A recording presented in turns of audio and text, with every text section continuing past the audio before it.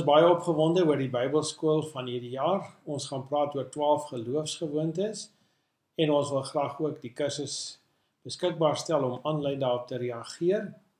As ons praat oor die 12 geloofsgewoontes, gaan dit om 12 geloofspraktyke waarin ons die teenwoordigheid van die Here ervaar.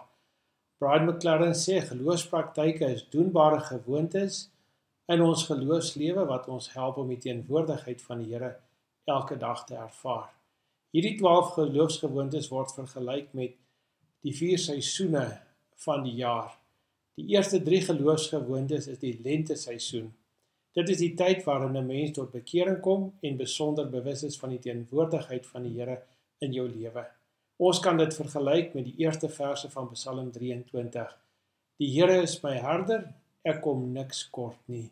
Hy laat my neerlê in groen weivelde. Die tweede 3 geloofsgewoontes word genoem die somerseisoen, die tyd wanneer ons vrae begin vra en wanneer ons ook sê, U is die gids vir my lewenspad. Ons ontdek ons sondigheid en ons bely ons skuld voor die Here.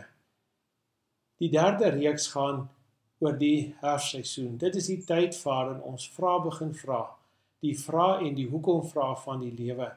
Dan voel ons soos die psalmdigter, ek is in 'n dal van doodskade wee. In U hande is ek veilig. Die laaste seisoen is die winterseisoen. Dis 'n seisoen van herontdekking van ons verhouding met die Here. Dan sê ons saam met die psalmdigter, U laat my aansit by 'n feesmaal. U oorlaai my met hartlikheid. Die doel is nie om so vinnig as moontlik deur die 12 geloofsgewoontes te werk nie. Die doel is om elke geloofsgewoonte te ervaar en in te oefen, sodat dit deel van jou geloofspraktyk kan word. Ek nooi jou uit om saam met ons hierdie pad te loop en opnuut jou verhouding met die Here te versterk, te groei in jou verhouding met die Here en op hierdie manier sy teenwoordigheid te ervaar.